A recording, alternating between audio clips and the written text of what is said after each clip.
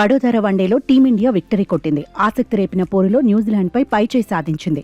3 వన్డేల సిరీస్లో 1-0తో ఆధిక్యంలోకి వెళ్లింది. ఈ మ్యాచ్లో టీమిండియానే టాస్ గెలిచింది. బౌలింగ్ను ఎంచుకుంది. అయితే తొలుత బ్యాటింగ్ చేసిన న్యూజిలాండ్ ఆరంభం నుంచి కూల్గా ఆడింది. కివీస్ ఓపెనర్లు కాన్ఫిడెంట్గా బ్యాటింగ్ చేశారు. భారత బౌలర్లను డెవాస్ కాన్వే, హెన్రీ నికోల్స్ సమర్థంగా ఎదుర్కొన్నారు. న్యూజిలాండ్ స్కోర్ను 100 పరుగులు దాటించారు. ఇద్దరు హాఫ్ సెంచరీలు సాధించారు.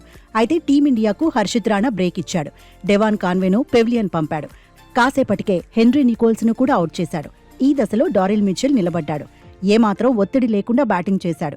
మరో ఎండ్లో వికెట్లు పడుతున్నా తన పని తాను చేసుకుపోయాడు. హాఫ్ సెంచరీ సాధించాడు.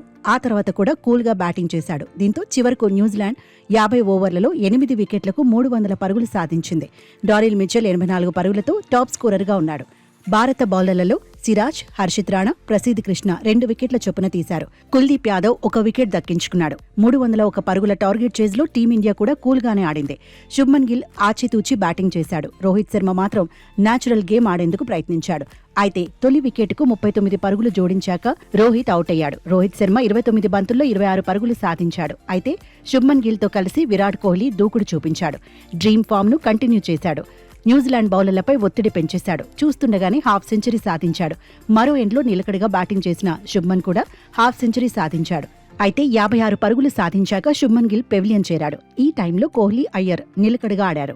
ఛాన్స్ దొరికినప్పుడల్లా బౌండరీలు బాదారు. అయితే 91 బంతుల్లో 93 పరుగులు సాధించాక కోహ్లీ పెవిలియన్ చేరాడు. 7 పరుగుల తేడాతో సెంచరీని మిస్ చేసుకున్నాడు. ఆ తర్వాత రవీంద్ర జడేజా నిరాశపరిచాడు. 4 పరుగులకి పెవిలియన్ చేరాడు.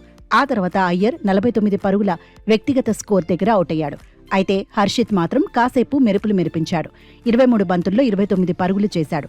ఈ టైంలో మ్యాచ్ ఉత్కంఠను పెంచింది. అయితే రాహుల్ గేర్లు మార్చాడు. సిక్సర్తో మ్యాచ్ను ముగించేశాడు. మరో ఓవర్ ఉండగానే టీమిండియా 4 వికెట్ల తేడాతో గెలిచింది.